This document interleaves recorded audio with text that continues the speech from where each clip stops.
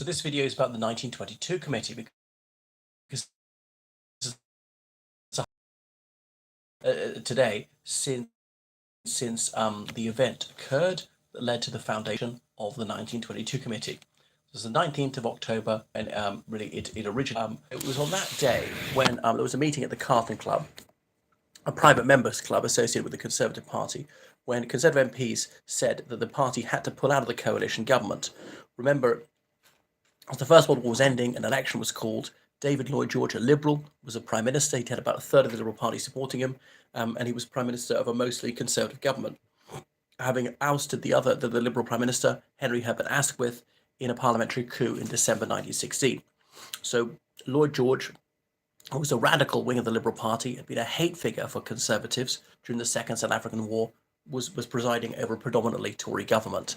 And they went into that 1918 election with some Liberals supporting the coalition, some Conservatives supporting the coalition, most Liberals opposing the coalition, and a few Conservatives opposing the coalition. Labour was outside it as well, largely. Ben Tillett was in it, that Labour MP. So going into the 1918 election, that 18th of December, and they were given a document to say from Lloyd George or the Conservative leader saying, yes, we support the coalition.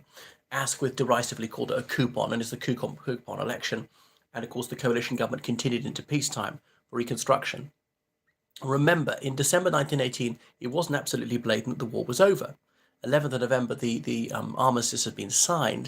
There was a possibility that negotiations would break down, in which case hostilities would resume, because the armistice was a temporary cessation of fighting, whilst allowing a chance for a permanent settlement of the conflict, which was achieved at the 28th of June, 1919, at Versailles, where the treaty was signed. Anyway, so the wartime coalition carried on into peacetime, and there were huge problems: demobilization, mass unemployment, severe economic situation, and so forth. And it was 1922, it was 4 years later, there'd been a conflict in Ireland and so forth. Were the Conservatives going to carry on with this? And anyway, so backbench Conservative MPs said, we had enough of this, we're definitely in peacetime, we're no longer keeping Lloyd George, a Liberal, as Prime Minister. So we're going to pull out of the coalition, which led to an election at the end of 1922. So the committee as such wasn't founded until April 1923.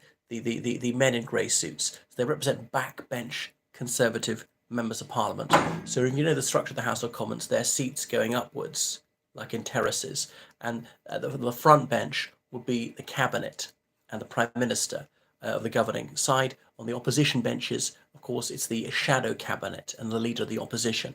So those are front benches. Remember, the governing party sits on the Speaker's right, the opposition party sit on the Speaker's left. That's not because the Conservatives are right-wing, it's regardless of political affiliation. Whatever the governing party is, they sit on the right-hand side of the Speaker, and whatever the opposition parties are, they sit to the left-hand side of the Speaker.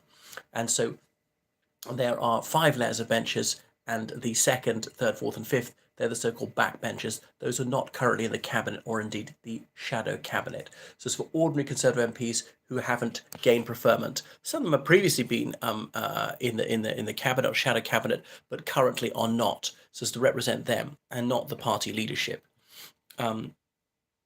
Anyway, so it was a small dining group, but it represents what backbench opinion is. And as the chairman of the of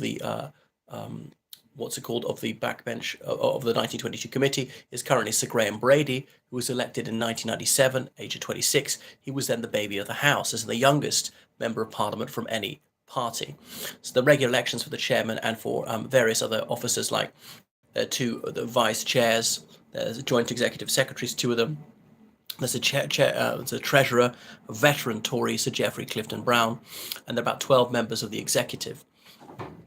So they organise leadership elections and such like, and when there's a vote of confidence, that's Sir Graham Brady who announces, yes, I've received the requisite number. I think it's, is it 15% of Conservative MPs have to say, no confidence in the leader, we need to have a vote of confidence in the leader, which of course occurred in June this year, 2022, is the 5th such vote of confidence to be held. And only one of those votes of confidence has been lost by the leader. That was Ian Duncan Smith in October 2003, even though the Conservatives actually ahead in the polls at the time, which shows just how screwed Liz Truss is, with the Conservatives to be 36 percentage points behind Labour in the opinion polls. Liz Truss approval rating to be -70. Yeah, you heard that right. -70. 10% of people approve of her, 80% disapprove of her. Anyway, so Graham Brady is quite well regarded, and he plays his cards very close to his chest. He confirmed earlier this year that he'd received some letters requesting a vote of confidence in Boris Johnson. He wouldn't disclose the number. It could have been 1. It could have been just below the needed number to trigger a leadership contest. So that's it. Having sent such a letter in, you can actually withdraw it. Anyway, so that's the way it goes. It's going to come into play again, no doubt, because I don't know anyone who thinks that Liz Truss is going to last beyond this year. And remember, we've only got 2.5 months to go to the end of the year. I mean, I don't see how she can stagger on for the next fortnight or something like that. So before the Conservatives move forward, the Conservative and Unionist Party needs to decide, well, who's the next leader going to be? And let's do this quickly and smoothly.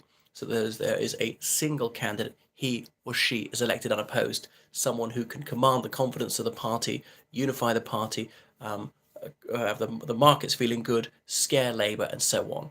So not an easy task. We don't want someone who's even worse, or we don't want to be changing deck chairs on the Titanic. So the 1922 committee has often been called a ginger group. And they're the ones who say, well, this is what the sentiment of the backbenchers is, that it's time to stand down, and famously helped to persuade Margaret Thatcher that for her, the party was over, it was time to tender her resignation. So Graham Brady's been there since 2010, one of the longest serving leaders of, chairmen of the 1922 committee. They're often seen as people who are decent, who are likable, who are unobjectionable, but not really that thrusting. Archie Hamilton, Michael Spicer, Sir Marcus Fox in the days of John Major, Cranley Onslow, who went to the House of Peers. Edward Buchan was one of the best known ones, has served for 12 years, and he'd been a leadership contender once. Harry Legg Burke, the father of Tiggy Legg Burke, as in sometime nanny of Prince William and Prince Harry, Arthur Vere Harvey, William Anstruther Gray, and so on, John Morrison. I think there's no one else who's particularly famous. Maybe Hugh O'Neill, the Honourable Hugh O'Neill, later Lord Rathcavan, who was an MP from Northern Ireland and Ulster Unionist. He held it from 1935 to 39. He was famously the, if I got this right, the uncle of Terence O'Neill, the Prime Minister of Northern Ireland. So it'll come into play again, no doubt, when there's a leadership contest within the Conservative Unionist Party, which shall probably transpire by Christmas. So that's what the 1922 committee is, and this is what it does.